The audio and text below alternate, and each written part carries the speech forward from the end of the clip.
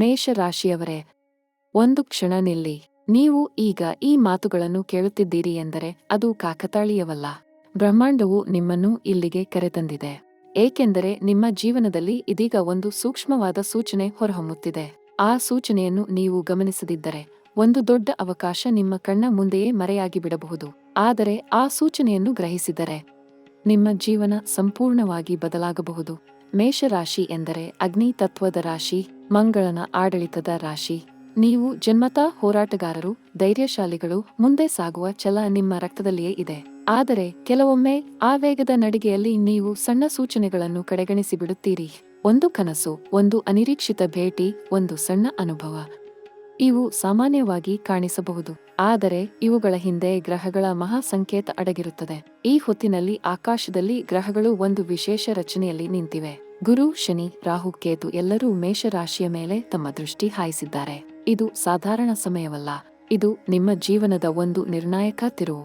ನೀವು ಈಗ ಎಷ್ಟು ಎಚ್ಚರದಿಂದ ಇರುತ್ತೀರಿ, ಎಷ್ಟು ಸ್ಪಷ್ಟವಾಗಿ ಯೋಚಿಸುತ್ತೀರಿ, ಎಷ್ಟು ಆಳವಾಗಿ ನಿಮ್ಮ ಮನಸ್ಸಿನ ಮಾತನ್ನು ಕೇಳುತ್ತೀರಿ, ಅದರ ಮೇಲೆ ಮುಂದಿನ ಅನೇಕ ತಿಂಗಳುಗಳ ನಿಮ್ಮ ಭವಿಷ್ಯ ನಿರ್ಧಾರವಾಗಲಿದೆ.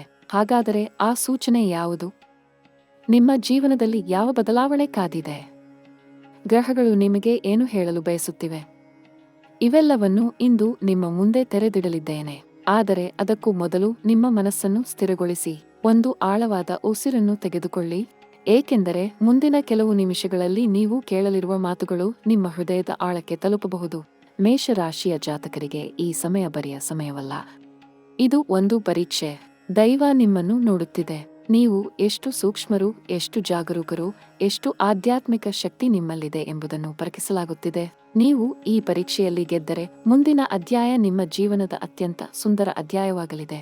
ಈಗ ನಿಮ್ಮ ಮನದಲ್ಲಿ ಒಂದು ಪ್ರಶ್ನೆ ಮೂಡಿರಬಹುದು. ಈ ಸೂಚನೆ ಯಾವ ರೂಪದಲ್ಲಿ ಬರಬಹುದು ಎಂದು. ಕೆಲವರಿಗೆ ಅದು ಒಂದು ಅನಿರೀಕ್ಷಿತ ಫೋನ್ ಕರೆ ಆಗಿರಬಹುದು. ಈ ಸಮಯದಲ್ಲಿ ನಿಮಗೆ ಒಂದು ಮಾತು ಹೇಳಲೇಬೇಕು. ಮೇಷರಾಶಿಯವರೇ, ನೀವು ಇಷ್ಟು ದಿನ ಅನುಭವಿಸಿದ ಕಷ್ಟಗಳಿಗೆ ಒಂದು ಆಧ್ಯಾತ್ಮಿಕ ಪರಿಹಾರ ಇದೆ. ಗ್ರಹಗಳ ಶಕ್ತಿ ನಿಮ್ಮ ಜೀವನದ ಮೇಲೆ ಪ್ರಭಾವ ಬೀರುತ್ತಿದೆ ಎಂದರೆ ಆ ಪ್ರಭಾವವನ್ನು ಸರಿಪಡಿಸಲು ನೀವು ಕ್ರಮ ತೆಗೆದುಕೊಳ್ಳಬಹುದು. ಕರ್ಮದ ಸರಪಳಿಯನ್ನು ಒಳ್ಳೆಯ ಕ್ರಿಯೆಗಳಿಂದ ಬದಲಾಯಿಸಬಹುದು ಎಂಬ ಸತ್ಯ ನಮ್ಮ ಹಿರಿಯರು ಹೇಳಿ ಹೋಗಿದ್ದಾರೆ.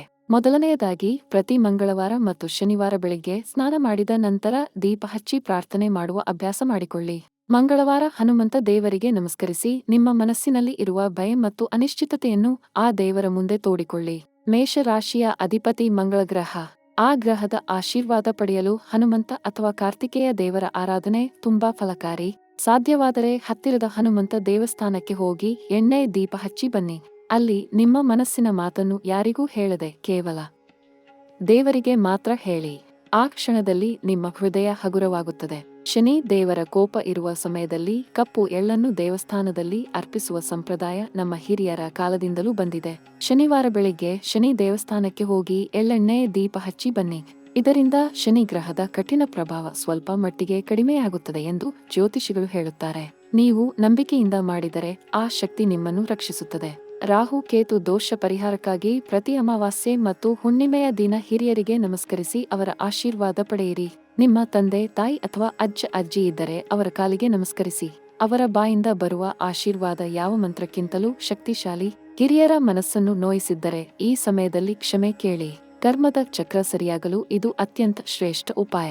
ಪ್ರತಿದಿನ ಬೆಳಿಗ್ಗೆ ಎದ್ದ ತಕ್ಷಣ ಹಾಸಿಗೆಯಿಂದ ಕೆಳಗೆ ಇಳಿಯುವ ಮೊದಲು 1 ನಿಮಿಷ ದೇವರನ್ನು ನೆನೆಸಿಕೊಳ್ಳಿ.